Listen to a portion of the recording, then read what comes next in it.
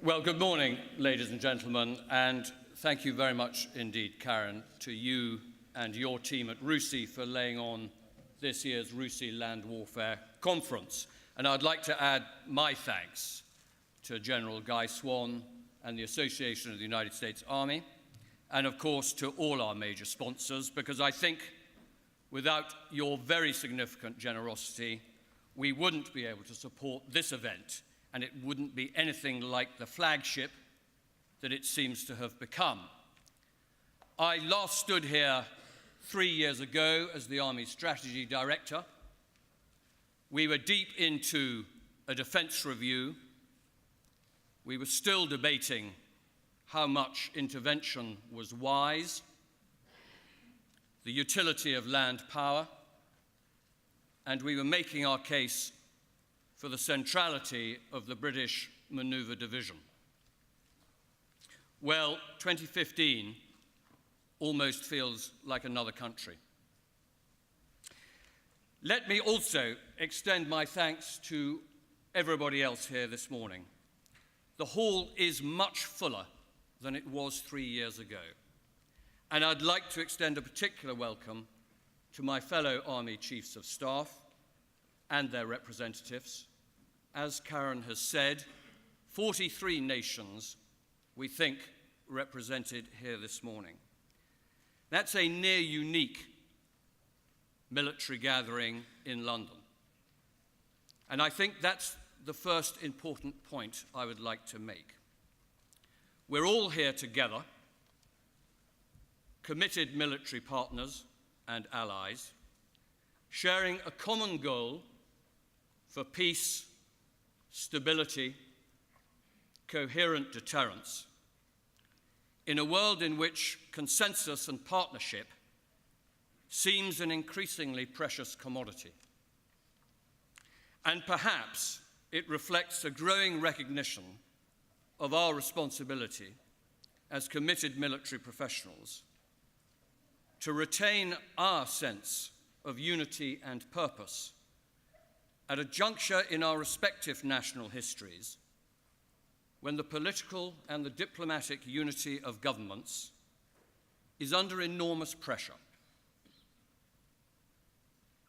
when the definition of a common global strategy looks increasingly elusive, and any crack in the unity of democratic nations is ruthlessly exploited to the detriment of our own security and our defense cooperation. So it's not just important that we're all here today and tomorrow. I think I would go further and say that it's vital to our own respective nations' security. And it sends a powerful message to our potential adversaries. But now that we are here, I hope you'll all contribute to the debate around our unifying theme of manoeuvre, because we've all got to think much more clearly about how the geometry of the battle space is going to change. The traditional and the non-traditional, how the man-made domains relate to the environmental, and the extent to which continuities exist. Because, of course, manoeuvre has never been limited literally to the physical. And where there are discontinuities, literally breaks with the past, how they'll demand new ways of thinking and new ways of operating with everything that that sort of revolution entails. Because to my mind, I think there are some inescapable realities. The first is the rapidly expanding scope and transparency of the battle space. Manoeuvre itself no longer bound by the natural environment and the laws of physics. The proliferation of nuclear and conventional ballistic missiles. The realities of chemical and biological warfare. Longer-range precision attack. Advanced area and access denial. The real advent of cyber warfare, a man-made domain, unconstrained by geography and of near unlimited scope, unlimited reach and tempo, net speed, inherently asymmetric, spontaneous, and unattributable. I, for a long time, have wondered if we haven't already suffered our cyber 9/11, but simply don't yet know it. And of course, the inexorable growth of technical intrusion. Taken together, it's no less than a permanent and an escalating technical transformation, where revolution is the new evolution. And the information age is rapidly dissolving yesterday's boundaries.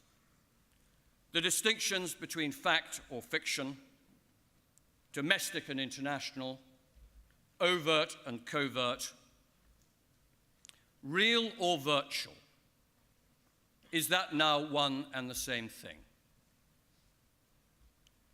Even, of course, the distinction between peace and conflict at its most extreme, and the use of war and victory as a lens through which to gauge the utility of the military instrument and of our armed forces no longer seems so helpful. But of course, as these traditional boundaries disappear, fresh horizons and new domains open up.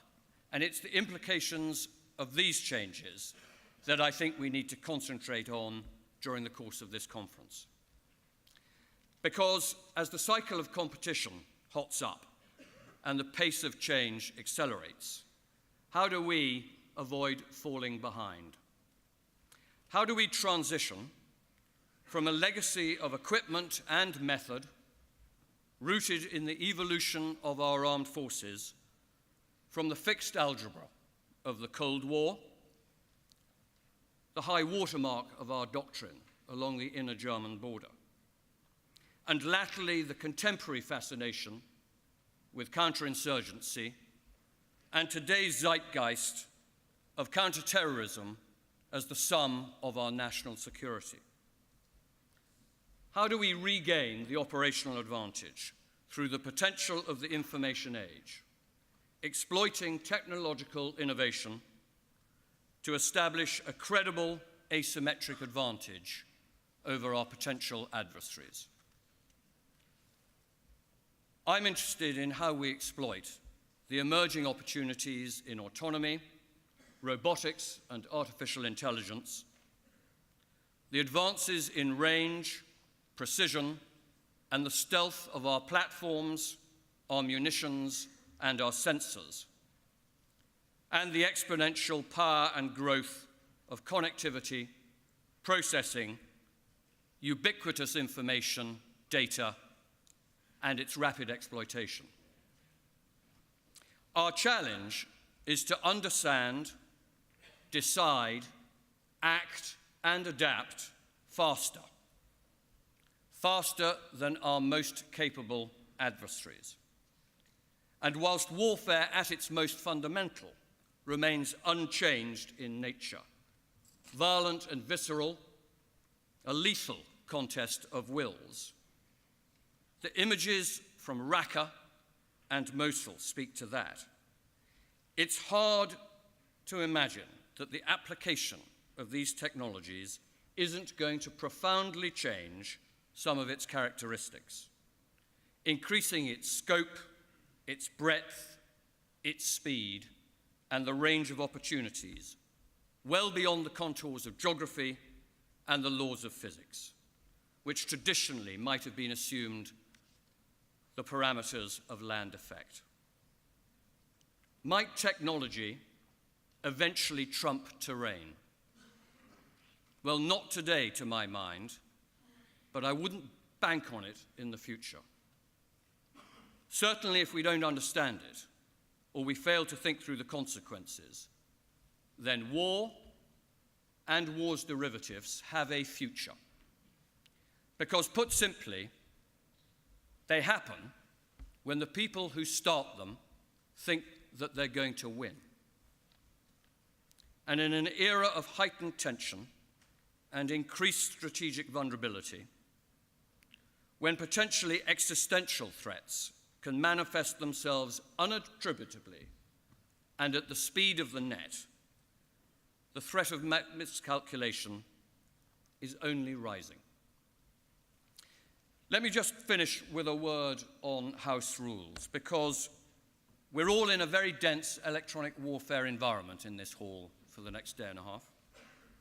As Karen has said, we're live streaming across the Army's base locations to expand the conversation and the debate to those who can't be here. And we're being followed across several Army social media forums, not necessarily new to many of you, but certainly new to me. The Wavell Room, Brain, and the Dragon portal, to name but three. And it's through these portals that tomorrow's generation of leaders are going to be critiquing our performance. And I hope at the same time adding some energy and momentum to the debate as to how warfare either is or is not changing in this mis- and disinformation age. So let me conclude by saying how grateful I am to see this hall this morning quite as full as it is. We've got some fascinating and some important ground to cover, and I would urge you all to contribute in whatever manner you feel most comfortable. And I'll speak again tomorrow afternoon to draw some concluding comments and speak rather more expansively about what my ambition for the British Army is going to be. I'll now hand over to Lord Haig, who's going to lead us on a tour d'horizon, a broad sweep, I think we agreed, of the strategic context as seen from his very personal perspective.